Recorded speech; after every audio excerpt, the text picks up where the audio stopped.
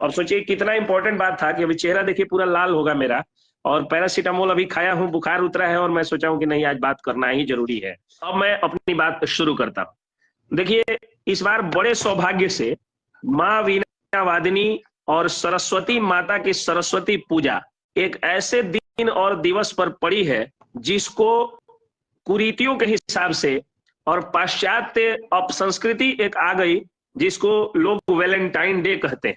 और I have been a continuous student and I have been a professor of English, yet I don't believe in any kind of Western culture. Yes, I love Western languages, but language is only a mean of communication and it may be the mean of our livelihood. जो भाषा है वो मैं जरूर पाश्चात्य भाषा या अंग्रेजी भाषा का विद्यार्थी या शिक्षक रहा, एक प्रोफेसर रहा, लेकिन संस्कृति जो है वो हमेशा सनातन संस्कृति की बात हर व्यक्ति को करनी चाहिए। मैं कौन होता हूं करने वाला? सबसे ग्रेट सनातनी और सनातन संस्कृति के ध्वजवाहक आराधना सम्राट रमन जी जो है वो तो 84 फीट से ऊपर का हनुमान जी का मंदिर बनवा करके, और अभी भी देखिए श्रीमद देवी भगवत गाथा जो है वो गवा रहे हैं। 2 दिन से मैं मन व्याकुल हो जा रहा है, बेचैन हो जा रहा है कि मैं निकलूं। 6 बजे कोर्ट से निकलता हूं, 2 दिन से सर्दी खांसी है, आज बुखार भी लग गया। तो कहीं ना कहीं पाप रहा होगा कि जो है वो प्रभु की कथा में भागीदारी नहीं हो पा रही है। तो कहने का अर्थ ये है कि सनातन संस्कृति पर सबको बात करनी चाहिए। अरविंद सिंह जी और रंगेश सिंह जी, सिद्धार्थ सिंह जी, आप लोग शेयर कर दीजिए, क्योंकि बात पहुंचाना जरूरी है। एक एक बेटा और एक एक बेटी के बाप को मेरा आज जो है ये लाइव सेशन जरूर देखना चाहिए। इसलिए सरस्वती माता के लिए, सनातन संस्कृति के लिए और समाज को बचाने के लिए, समाज की एक बड़ी कुरीति से समाज को निकालने के लिए आप लोगों से मैं आग्रह करता हूं कि आप लोग आज इस वीडियो को शेयर कर दीजिएगा और पेज को फॉलो कर दीजिएगा। मैं कहना यह चाह रहा था कि जैसे ही हम लोग बात करते हैं वेस्टर्न कल्चर की, मैं ये नहीं कहता हूं कि आप अपने बच्चे को इंग्लिश स्कूल में नहीं पढ़ाइए। अगर मैं ये कहता तो खुद ही इंग्लिश का प्रोफेसर के तौर पर इतने सालों तक काम नहीं कर पाता। मैं ये कहता हूं कि भाषा चाहे जो भी आप सिखाइए अपने बच्चे को, लेकिन संस्कृति केवल सनातन संस्कृति सिखाइए। तो जब सनातन संस्कृति में हम लोगों के लिए एक से एक वैलेंटाइन डे है जिससे संस्कार बढ़ सकता है, जैसे राधा अष्टमी है, कृष्ण जन्माष्टमी है, महाशिवरात्रि है, राम विवाह है, विवाह पंचमी है, इन सारे दिवस पर हम लोग यही तो सीखते हैं ना कि हम अपने प्रेमी या प्रेमिका, यानी जो हमारे जो प्रेमी या प्रेमिका को हम लोग अभिभावकों ने हमें दिया है, जैसे अभी जो आराधना सम्राट रमन जी हैं उनकी रजामंदी से और ऐसे ऐसे समाज के पुरोधाओं की रजामंदी से मेरी शादी मेरी पत्नी से हुई है।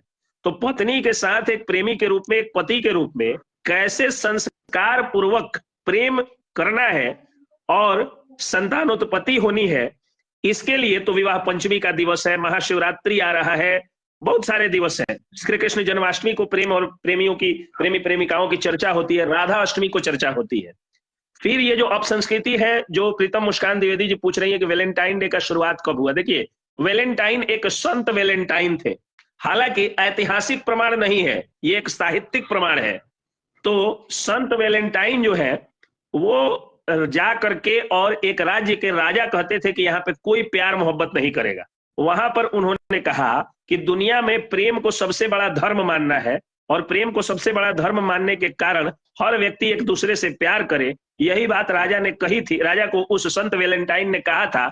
उसके बाद उस राजा ने उनको सजाए मौत दिलवाई थी और उन्हीं के कारण, उन्हीं के नाम पर वैलेंटाइन डे की शुरुआत हुई। तो शुरुआत इसकी बहुत अच्छी थी, लेकिन अभी जो विभत्स रूप देखने को मिल रहा है वैलेंटाइन डे का, वह खतरे से खाली नहीं है।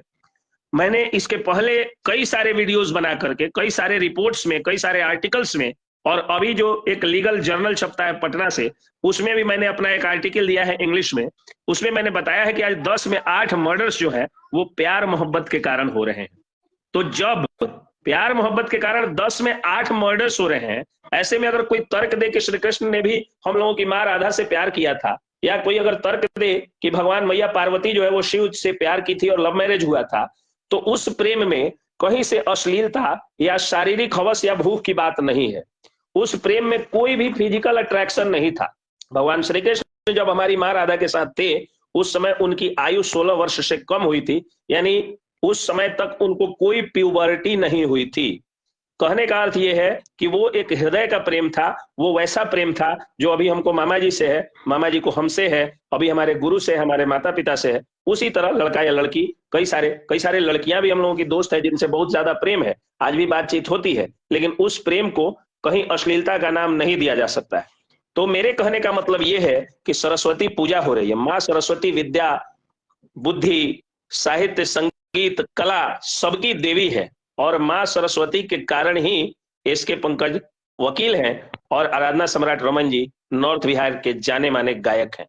माँ सरस्वती के कारण ही आप लोग मेरी इस बात को सुन रहे हैं और समझ रहे हैं, कमेंट में आप लोग लिख भी रहे हैं। तो माँ सरस्वती की का अगर गुणों का बखान करूं तो रात भर करता रह जाऊंगा, रात्रि नहीं समाप्त होगी, और फिर उनके गुणों का बखान क्या करना जिनके जिह्वा पर बैठने के कारण ही गुणों का बखान करने आया। तो मेरे कहने का मतलब यह है कि सरस्वती पूजा आप लोग करें, दिल से करें, और उस सरस्वती पूजा में एक चीज का ध्यान रखें कि सरस्वती की जितनी ज्यादा किसी पे कृपा होती है वह व्यक्ति उतना ही बड़ा होता है। एग्जाम्पल के तौर पे लीगल सेक्टर में, यानी वकील के तौर पर एसके पंकज पर सरस्वती की कृपा है तो एसके पंकज वकील है। थोड़ी सी ज्यादा जिन पर कृपा है वो डिस्ट्रिक्ट एंड सेशन जज है, उनसे भी ज्यादा जिन पर कृपा है वो हाई कोर्ट के जज है, उनसे भी ज्यादा जिन पर कृपा है वो सुप्रीम कोर्ट के जज है, और उनसे भी ज्यादा जिन पर कृपा है वो सीजेआई है। कला के क्षेत्र में जिन पर सरस्वती की कृपा है वो गांव के कीर्तनिया है। थोड़ी सी ज्यादा उन पर कृपा हो गई तो नॉर्थ बिहार के जाने माने कलाकार और चंचल बाबा के हाथों से उपाधि प्राप्त वह व्यक्ति आराधना सम्राट संजय रमन बन जाता है।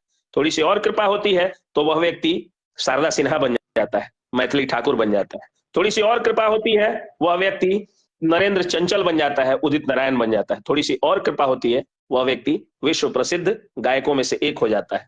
तो हर सेक्टर में सरस्वती की जितनी ज्यादा कृपा हम उतना ही बड़ा आदमी बनते हैं, यानी हमारी सफलता और विफलता सरस्वती की कृपा से ही ये निर्धारित होती है। अब एक सवाल और आता है कि सरस्वती और लक्ष्मी में लोग कहते हैं कि एक तरह का टशन होता है, जैसे जिनके पास सरस्वती रहती है उनके पास लक्ष्मी नहीं आती, और जिनके पास लक्ष्मी होती है सरस्वती नहीं आती। ऐसा मेरा बिल्कुल मानना नहीं।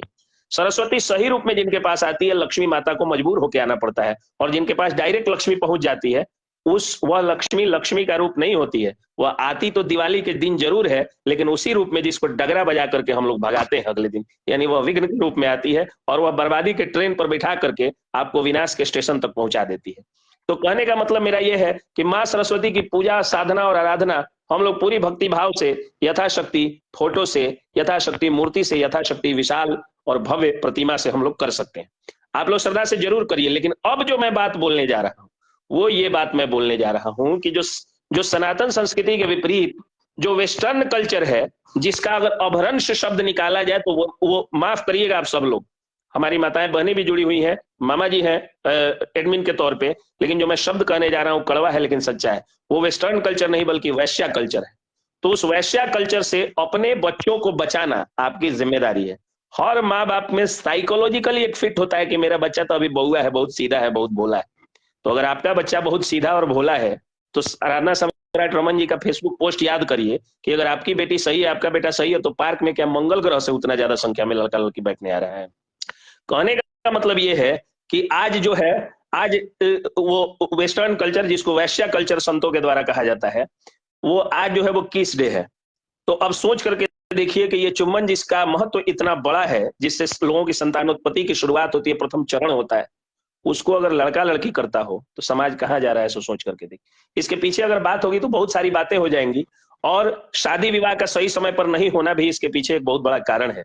लेकिन उस कारण पर नहीं जा रहा हूं, मैं सीधे आता हूं कि कल सरस्वती पूजा है, और कल हम लोगों के यहाँ 14 फरवरी है संयोग से। तो 14 फरवरी को माँ बसंत पंचमी के दिन आ रही हैं, जब कोई अपने बच्चों के हाथ में मोबाइल सनो शौक से थमाते हैं जा रहे हैं, फिर कैसे इन सबसे बचाया जा सके। पूर्वी चंपारण नाम से जो है पेज, वो लिख रहा है, और आर के दुबे सर भी जुड़ गए हैं। आर के दुबे सर को भी मेरे बात जोड़ लीजिएगा, क्योंकि तबीयत खराब है तो मैं अपनी बात समाप्त करके निकल जाऊंगा वहां पे। उसके बाद आर के दुबे सर आप भी जो है बने रहिए, आपको जोड़ा जाएगा। ये सरस्वती पूजा और वैलेंटाइन डे एक दिन पड़ रहा है, उसी पे जागरूकता फैलाने में आया। तो मेरे कहने का मतलब ये है कि कल वैलेंटाइन डे के दिन सरस्वती पूजा है, तो आप लोगों से एक विनती, एक रिक्वेस्ट, एक प्रार्थना, एक अनुरोध मैं करना चाहता हूं। आप अपने घर की बेटियों को सख्त हिदायत दीजिएगा कि वो अपने घर में फोटो, मूर्ति या भव्य प्रतिमा, जिस तरह आपकी शक्ति, जिस तरह आपकी श्रद्धा है, यथाशक्ति यथा श्रद्धा वो अपने घर में पूजा करेगी। कहीं पंडाल में, कहीं जो है शैक्षिक संस्थानों में भी। अब शैक्षिक संस्थानों में बहुत कुरीतियां आ गई हैं। अब जो है प्रोफेसर ध्यान नहीं दे रहे हैं, शिक्षक ध्यान नहीं दे रहे हैं। वो अब आपके बच्चों को अपने बाल बच्चों की तरह नहीं मान रहे हैं, उनको फुर्सत नहीं है। उनको उसी बहाने जो है अपने कोचिंग, स्कूल, ट्यूशन या कॉलेज का प्रचार करना है।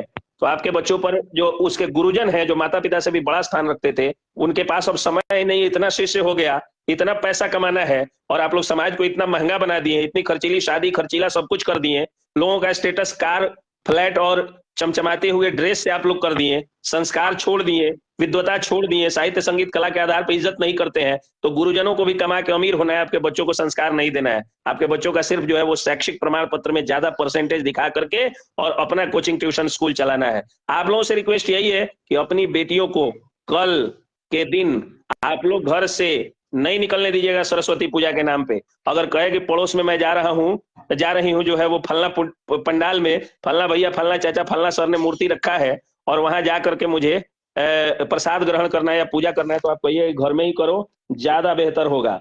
तो एक बात ये। दूसरी बात ये कि कहीं भी स्कूल, कॉलेज, ट्यूशन में भी कल भर के लिए मैं आप लोगों से विनती कर रहा हूं कि कल भर मत जाने दीजिएगा।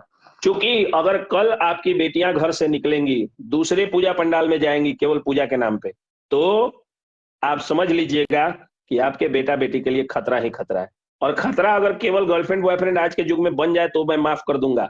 तो इसको युग का परिवर्तन करके और स्वीकार करके आंख बंद करके जा सकता हूं, लेकिन ये युग का परिवर्तन नहीं है, बल्कि ये मर्डर्स का कारण बन जा रहा है, हत्याओं का कारण बन जा रहा है। इसलिए आप लोगों से यही विनती है कि कल के दिन अपने बेटियों को घर से नहीं निकलने दें, और आप लोग अगर निकलने दें तो किसी अन्य पूजा पंडाल में नहीं जाने दें, नहीं जाने दें, स्कूल, कॉलेज, ट्यूशन इत्यादि में नहीं जाने दें, अपने घर में पूजा पाठ करवाएं। तो आप लोग कहिएगा तो बेटा को क्यों ना रोका जाए? तो बिल्कुल बेटा को रोक लीजिए।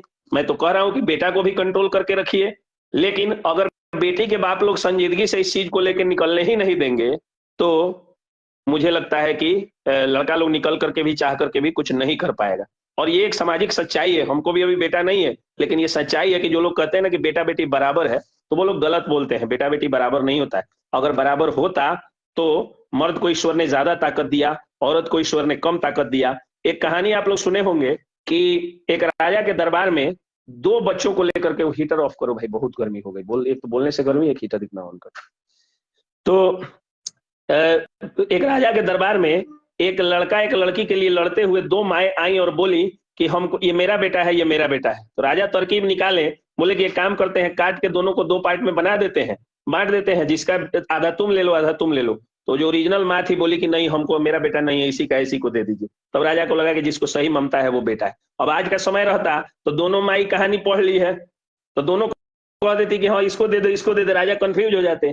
तो आज के समय में क्या इसका पैमाना है कि दोनों के एक एक ml दूध को या दो दो ml दूध को निकाल लीजिए और डिजिटल